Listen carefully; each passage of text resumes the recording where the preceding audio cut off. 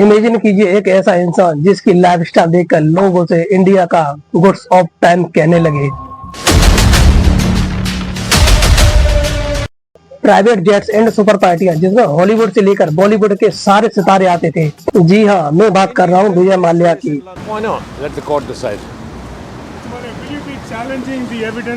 लेकिन सवाल ये है, क्या विजय माल्या एक नाकामयाब बिजनेसमैन था या जानबूझकर घोटाला करने वाला अपराधी? नमस्कार दोस्तों, आज हम बात करेंगे विजय माल्या की उस डार्क रियलिटी के बारे में जिसके बारे में आज तक आपने इतने डिटेल में नहीं सुना होगा।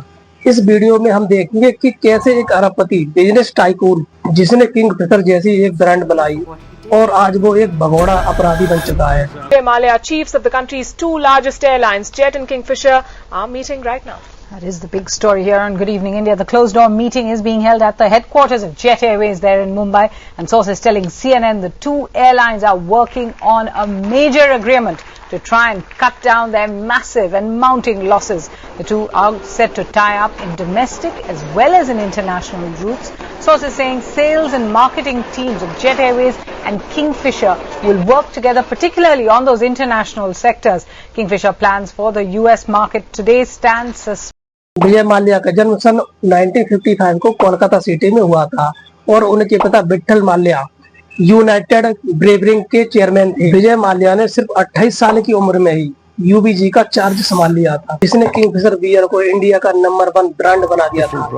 Probably the most awarded airline ever. I have never been used to business failure.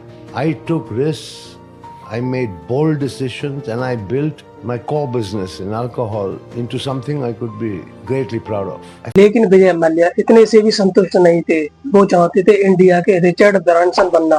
अब बात करेंगे किंगफिशर एयरलाइंस। साल 2005 में उन्होंने किंगफिशर एयरलाइंस शुरू की, एक ऐसी एयरलाइन जो लग्जरी और ग्लैमर का सिंबल बन गई। लेकिन बिजनेस के हिसाब से ये एक बहुत ही खराब आइडिया था। एयरलाइंस इंडस्ट्री में मार्जिन बेहद बहुत कम होता है। लो कॉस्ट कंपटीशन को भी उन्होंने अंडर एस्टिमेट कर दिया। अब देखते ही देखते किंगफिशर एयरलाइंस पर 7,000 करोड़ से ज्यादा का कर्जा चढ़ गया। अब सवाल आता है, आखिरकार विजय माल्या को इतने बैंक लोन कैसे मिले? केवल उसके नाम से?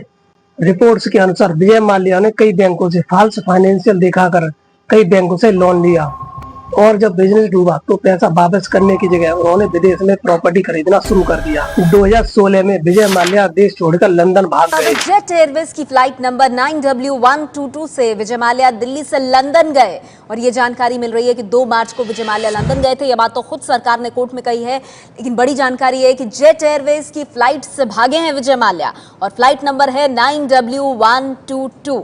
इससे लंदन गए विजय माल्या। 2 मार्च को दिल्ली से लंदन जेट एयरवेज की फ्लाइट ली, फ्लाइट नंबर 9W122। सीबीआई ने आईबी से पूछा भी कि नोटिस के बावजूद विजय माल्या भागे कैसे, और सीबीआई ने उन पर लगाया 9,000 करोड़ का लोन डिफॉल्ट का आरोप। माल्या पर 9,000 करोड़ का कर्ज। लेकिन पूरी दुनिया में बिखरी माल्या की शानो शौकत।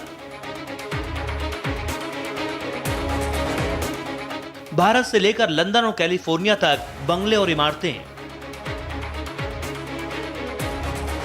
सोचिए, अगर एक आदमी 10,000 का क्रेडिट कार्ड बिल नहीं भरे तो बैंक वाले उसके पास फोन कर करके परेशान कर देते हैं। लेकिन विजय माल्या को देश से भगाने दिया गया। इंडिया सरकार ने यूके सरकार से एक्स्ट्राडिक्शन की मांग की। The UK Home Secretary has cleared this earlier on in the day. However, it's not a process that could necessarily be. That I've just received from the Home Office, Vishnu, it says on the 3rd of 2019 में Britain की court ने एक्स्ट्राडिक्शन की मंजूरी दे दी। विजय माल्या के भारत प्रत्यर्पण को British सरकार ने मंजूरी दे दी है। माल्या ने इस फैसले के खिलाफ अपील दायर करने की बात कही है। बैंकों का हजारों करोड़ रुपया लेकर फरार शराब कारोबारी विजय माल्या को भारत लाए जाने को लेकर ब्रिटेन के गृह मंत्रालय ने मंजूरी दे दी है। वो लंदन में खुलेआम घूम रहा है, जबकि इंडिया में लोग उसके पैसे की ईएमआई आज भी भर रहे हैं। विजय माल्या की सबसे बड़ी डार्क रियलिटी ये थी, उन्होंने बैंकों को भी नहीं छोड़ा और अपने कर्मचारियों के शेयर्स भी बेच डाले और देश के टैक्स पेयर्स का भी विश्वास तोड़ डाला और 18 महीने तक किंगफिशर एयरलाइंस के कर्मचारियों को उनकी सैलरी भी नहीं दी। दोस्तों, विजय माल्या की कहानी हमें क्या सिखाती है? नंबर 1, सिर्फ लाइफ स्टाइल देखकर किसी को अपना आइडियल मत बनाइए। नंबर 2, सिस्टम की कमजोरी का फायदा उठाने वाले लोग तब तक बचते हैं जब तक मीडिया और जनता सवाल नहीं उठाते। नंबर 3, अकाउंटेबिलिटी जरूरी है, चाहे वो करोड़पति हो या फिर आम आदमी।